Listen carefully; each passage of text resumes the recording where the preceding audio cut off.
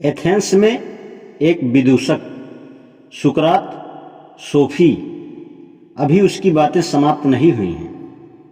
हमने उसके तरीके की बात की है, किंतु उसकी दार्शनिक जिज्ञासा क्या थी?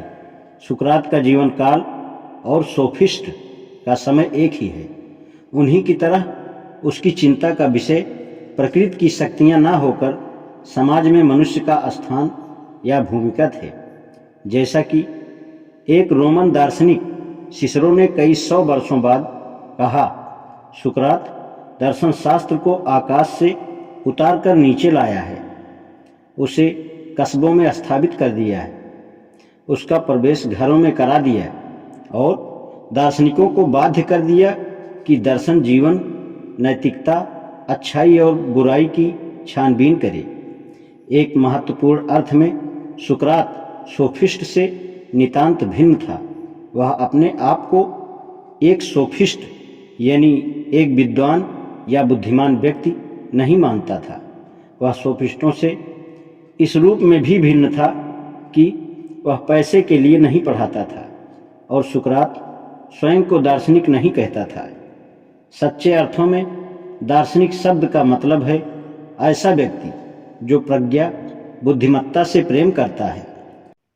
सोफी, तुम आराम से तो बैठी हो ना, क्योंकि शेष चर्चा के लिए यह अत्यंत महत्वपूर्ण है कि तुम एक फिलासफर, दार्शनिक और सोफिस्ट के बीच का अंतर समझ लो।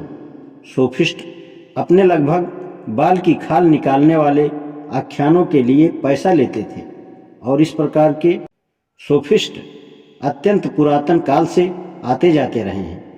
मैं इशारा कर रहा हूँ उन सभी स्कूल मास्टरों की ओर और निजी राय रखने वाले, हम सब कुछ जानते हैं, ऐसे लोगों की ओर जो अपने थोड़े से ज्ञान से संतुष्ट रहते हैं या उन विषयों पर बहुत कुछ जानने की सेखी भगाते हैं जिनके विषय में उनको तनिक भी नहीं मालूम।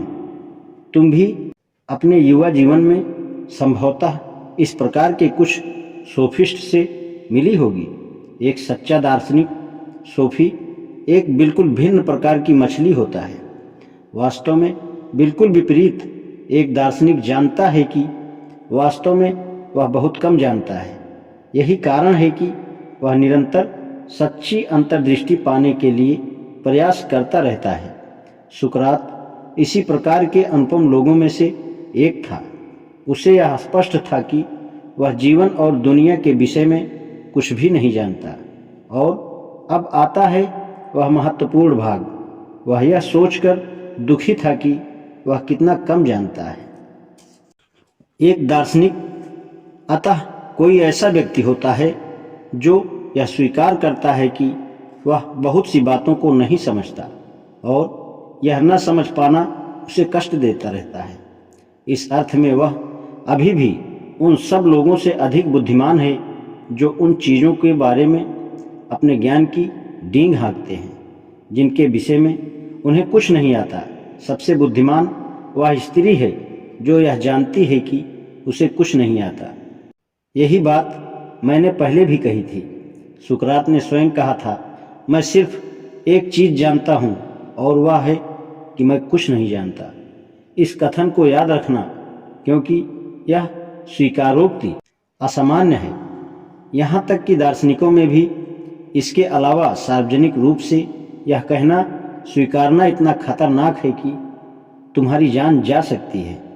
सबसे अधिक विनाशकारी वे लोग हैं जो प्रश्न पूछते हैं। उत्तर देने में इतनी धमकी या खतरा नहीं है। कोई एक प्रश्न ही इतना विस्फोटक हो सकता है जितने 1000 उत्तर शायद कभी ना हो। तुम्हें सम्राट के नए कपड़ों वाली कहानी मालूम है? सम्राट पूरी तरह नंगा था, किंतु उसकी प्रजा में से कोई भी यह कहने की हिम्मत नहीं कर सकता था। अचानक एक बच्चा खिलखिलाता उठा, किंतु यह तो कुछ भी पहने हुए नहीं है। वह एक हिम्मत वाला बच्चा था, सोफी, सुकरात की तरह, जिसने लोगों से यह कहने की हिम्मत दिखाई कि हम मानव कितना कम जानते हैं।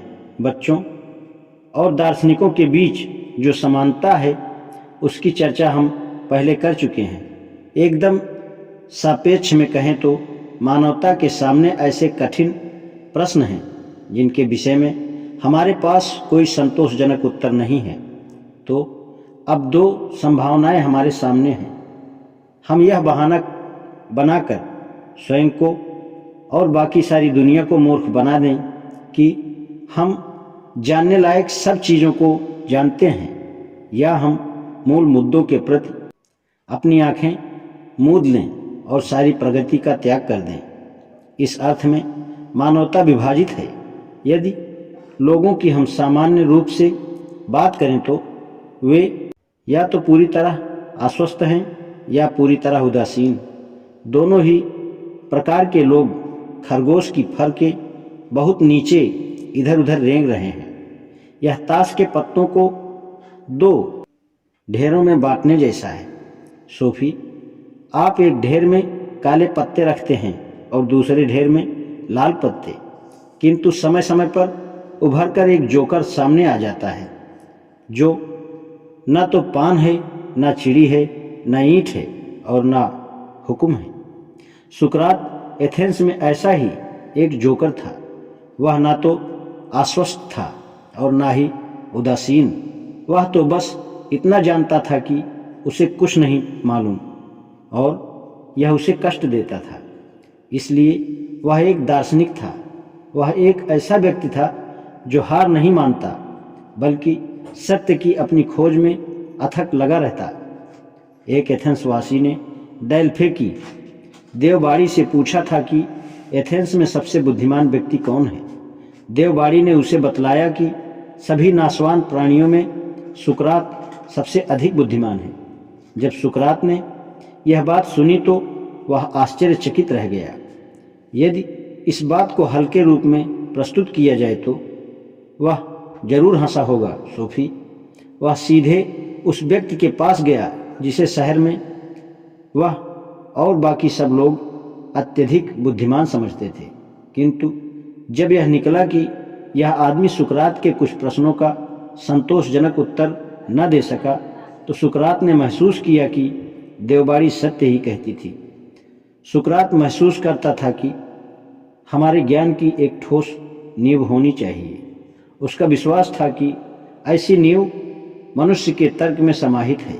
मानव तर्क में इस अकंपनीय आस्था को रखने के कारण ही निश्चय ही वह एक तर्कवादी था। आज इतना ही। धन्यवाद।